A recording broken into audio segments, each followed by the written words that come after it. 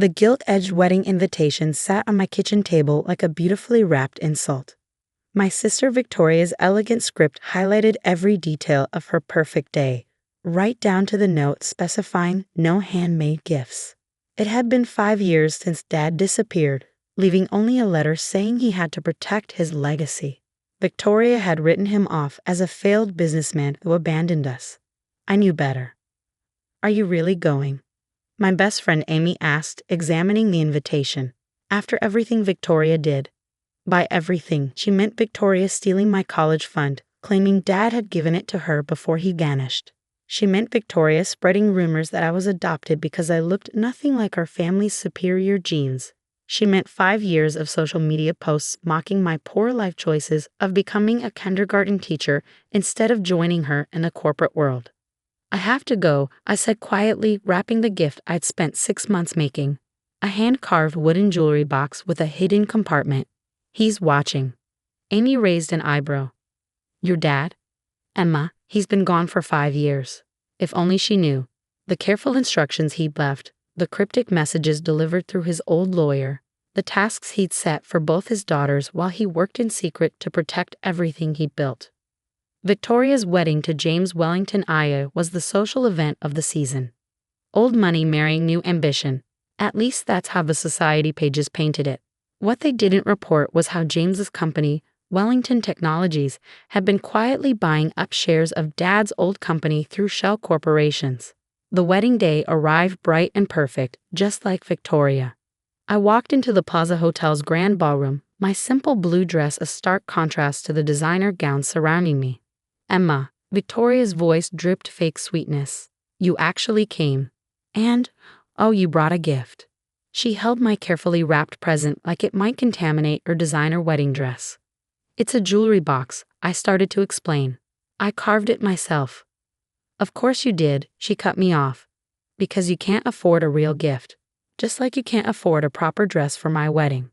She dropped the box onto a nearby table, not even bothering to open it. "Victoria." I tried again. "You need to know something about Dad."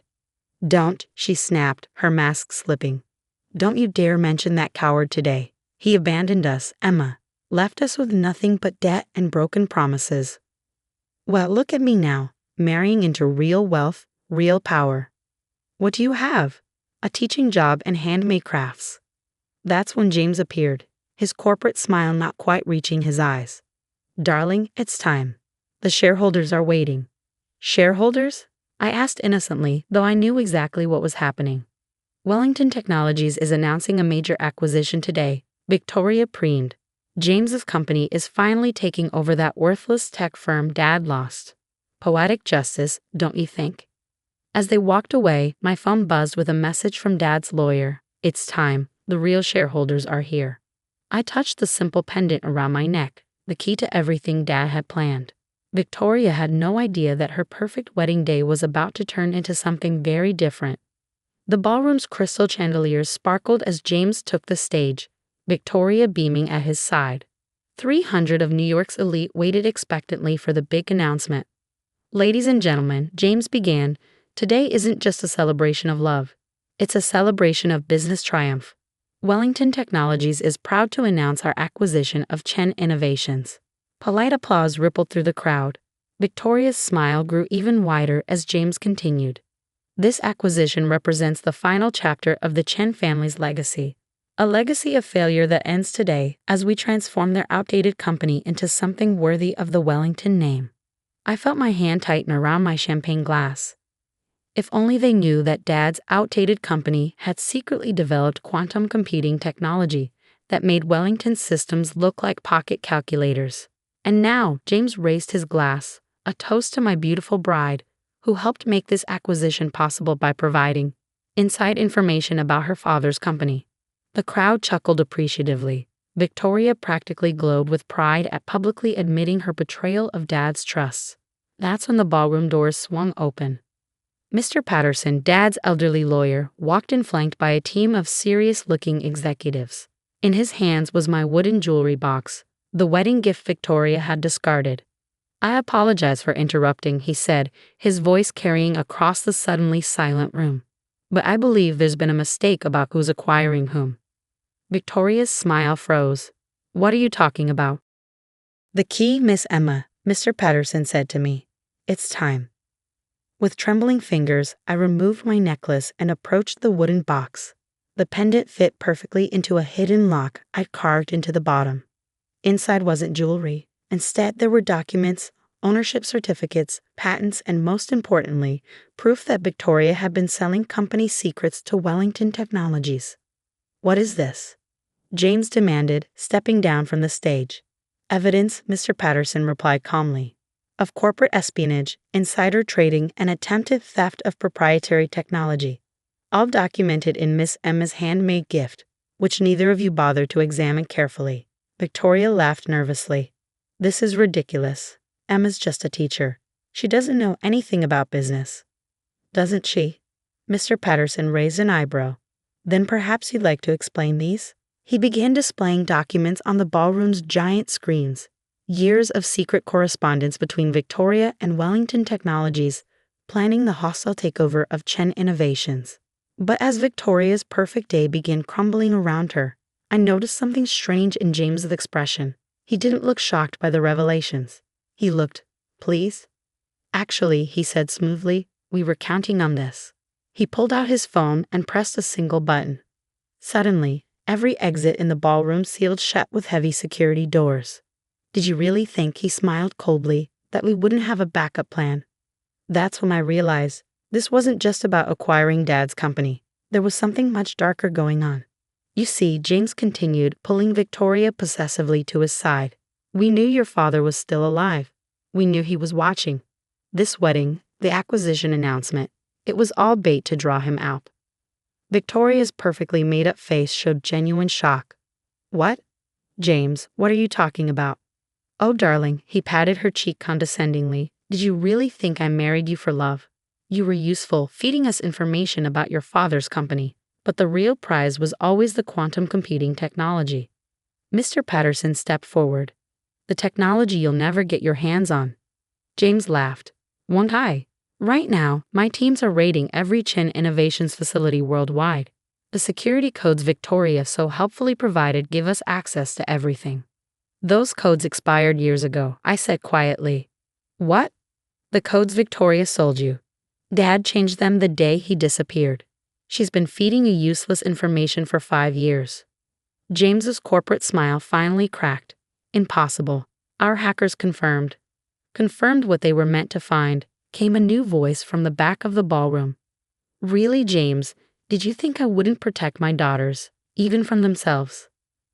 The crowd parted like water to reveal a man I hadn't seen in 5 years. Dad looked older, grayer, but his eyes still held that familiar intelligent spark. Daddy? Victoria whispered. But James was already barking orders into his phone. Execute Protocol Omega. Wipe everything. Screens around the ballroom lit up showing Chen Innovations facilities worldwide. But instead of the chaos James expected, each location showed business as usual. Looking for your strike teams? Dad asked mildly. I'm afraid they're all having coffee with federal agents right now.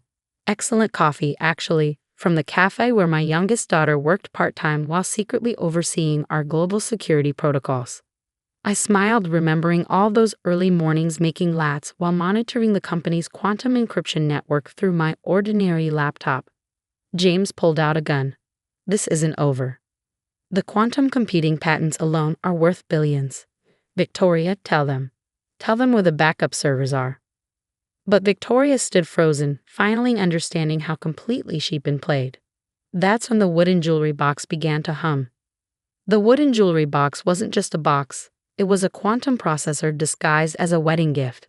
As it hummed to life, holograms filled the ballroom, showing every secret meeting between James and his real employers. You weren't working for Wellington Technologies at all, I said, the pieces finally clicking into place. You work for the Chen family's oldest rivals, the Harrison Group. James's face contorted with rage. How did you? The coffee shop, Dad explained proudly. Emma didn't just serve coffee to your teams, she served it to your boss, Richard Harrison himself. Every morning, discussing his plans right in front of the simple barista he never really saw. Victoria sank into a nearby chair, her wedding dress pulling around her. All this time, you were just using me. Of course he was, I said gently, just like the Harrison Group used Dad's former partner 20 years ago. That's why Dad disappeared. To protect us from what happened to Uncle Robert's family. Uncle Robert? Victoria's voice trembled. You said he died in an accident. An accident arranged by the Harrison Group when he refused to steal Dad's research. I finished. That's why Dad left. Not because he failed, but because he was protecting us while he gathered evidence. James raised his gun higher. Enough. The servers don't exist. Dad interrupted. The quantum technology was never in servers. It's been hidden in plain sight, in handmade wooden boxes, children's toys, ordinary objects my talented daughter has been crafting for years. The holograms shifted to show my kindergarten classroom, where every handmade decoration concealed part of the quantum network. My students' art projects, my coffee shop's handmade signs, all pieces of the most advanced computing system ever built. You see, I explained, Dad taught me more than just woodworking. While Victoria was selling outdated secrets, I was building something revolutionary, something that could never be stolen because it exists everywhere and nowhere at once. Federal agents emerged from among the wedding guests. James looked frantically for escape routes, but found none. Victoria, he said desperately, tell them they're lying. You've seen the company files. The only files I saw, Victoria said slowly, were the ones you showed me. The ones you used to convince me to betray my family. She stood up, tears streaking her perfect makeup.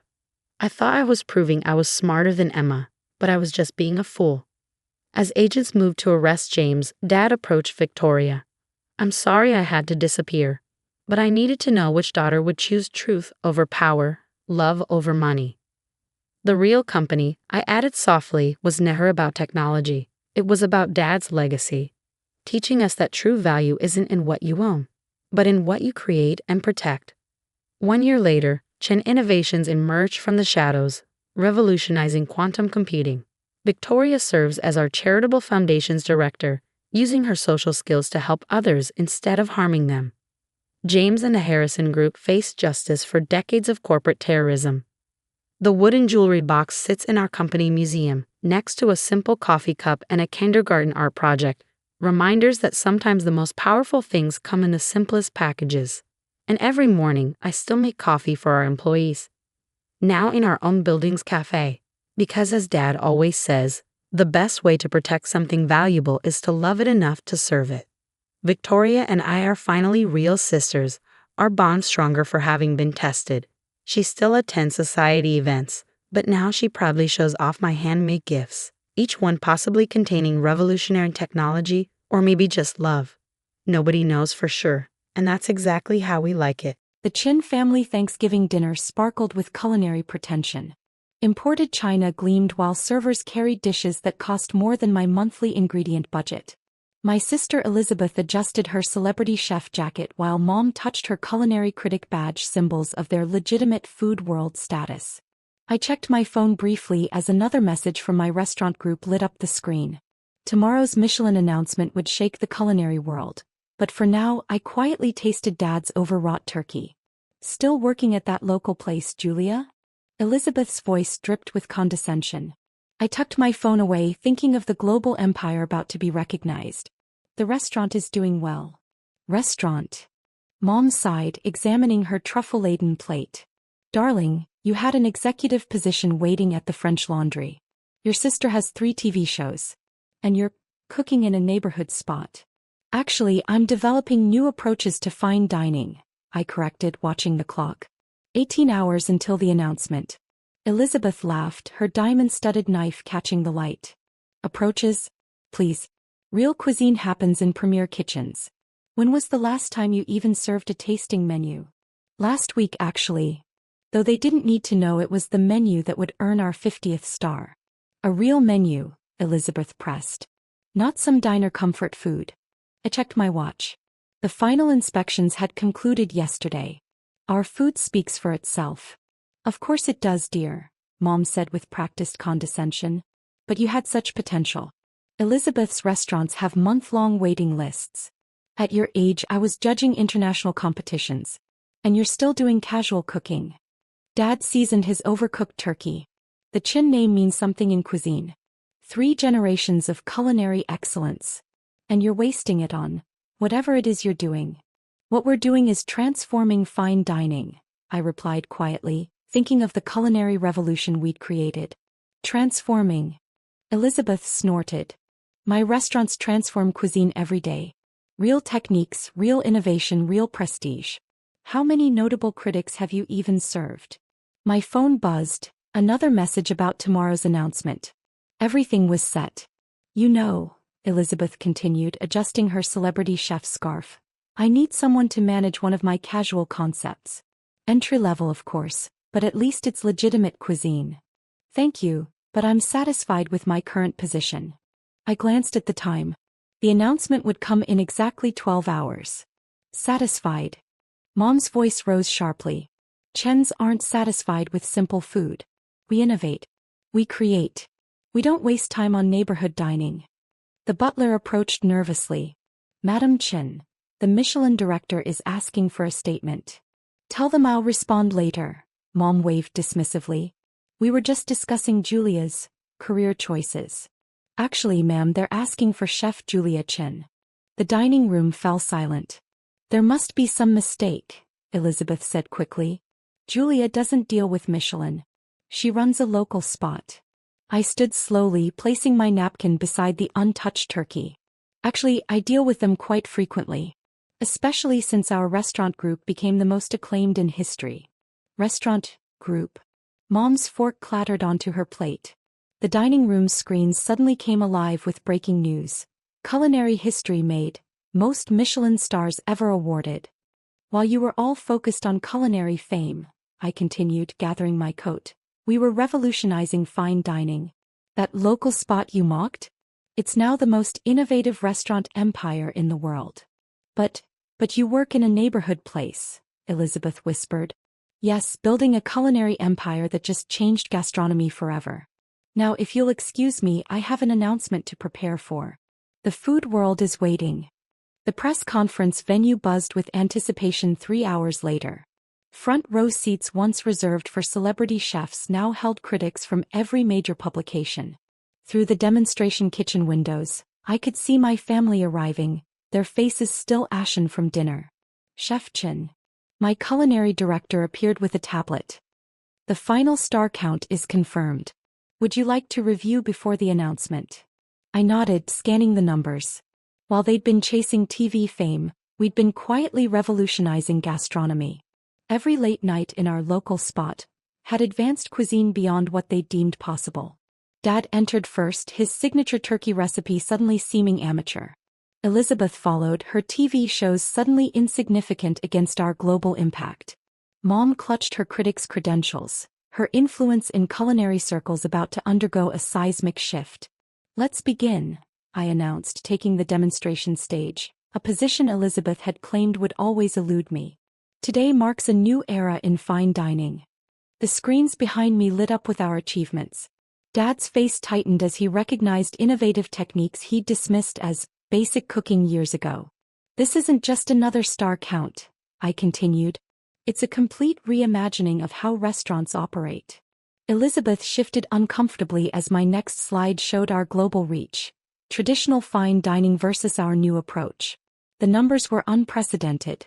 We've achieved what traditional kitchens couldn't, I stated, watching my sister's culinary confidence crumble.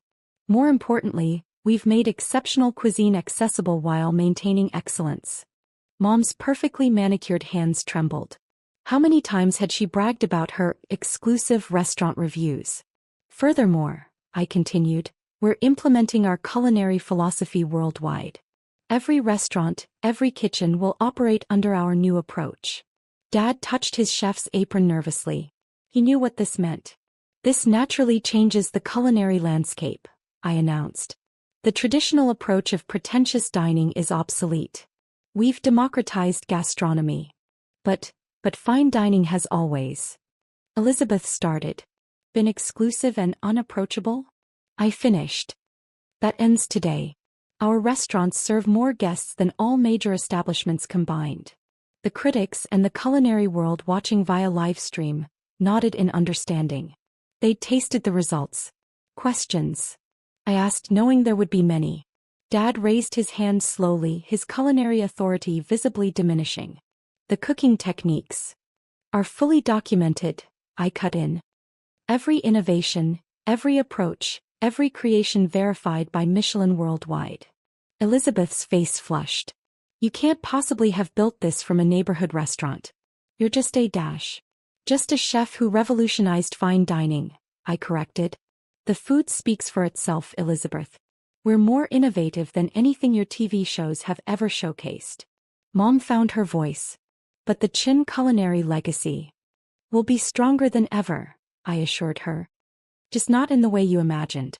Our legacy won't be measured in TV ratings, but in impact, exceptional cuisine that's actually approachable. The presentation continued with a live cooking demonstration. I showcased our techniques, our philosophy, and our vision for the future. With each dish, I watched my family's culinary worldview crumble. After the conference, Elizabeth lingered, staring at the plated dishes. These techniques, they're really original? Completely, I replied, finishing a sauce. That local spot you mocked? It just changed culinary history. And my TV network? Will need to adapt, I said firmly. Cuisine isn't about celebrity anymore, Elizabeth. It's about innovative accessibility. Dad approached next, his traditional techniques suddenly dated. Fine dining has always been exclusive. Fine dining has led us to focus on pretension while ignoring quality, I corrected. That ends now. We're still culinary leaders, he protested weakly. And I'm still cooking in a kitchen, I reminded him. One that just produced the biggest innovation since molecular gastronomy. Interesting how that worked out, isn't it? Mom tried one last time. The culinary community is already adopting our methods, I finished. That restaurant you ridiculed? It's revolutionized fine dining. Every major chef is scrambling to follow our lead. The venue slowly emptied, leaving my family staring at the Michelin announcement. Their exclusive culinary world had been upended by the daughter they dismissed as just a chef. The Global Gastronomy Summit is next month, I announced, heading for the kitchen. Don't be late. Oh, and Elizabeth, you might want to update your show's concept. The new cuisine isn't about celebrity anymore. I'll have our innovation team send you the guidelines. 6 months later, I stood in my expanded culinary center, no longer a neighborhood spot, but a gleaming gastronomic headquarters spanning 3 city blocks.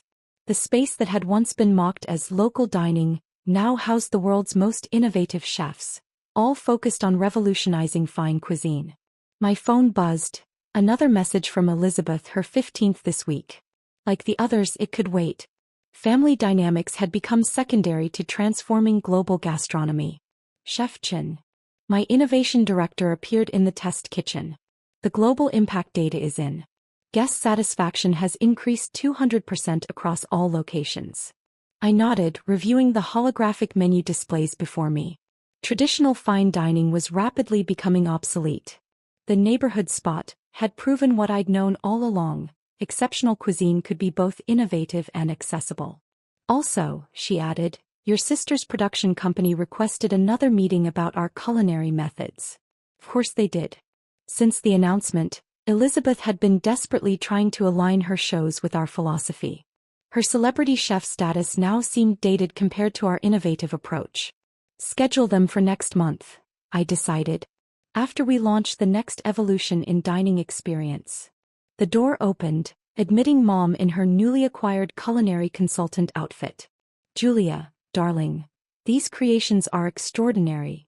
Just the beginning, I replied, plating a new dish. Wait until you see what's coming. She watched the culinary teams below, working seamlessly with our revolutionary techniques. We never understood, did we? What you were building here. No, I agreed, finishing a perfect sauce. You were too focused on exclusivity to see the future of dining. Your sister. Mom hesitated. Elizabeth's shows are losing viewers.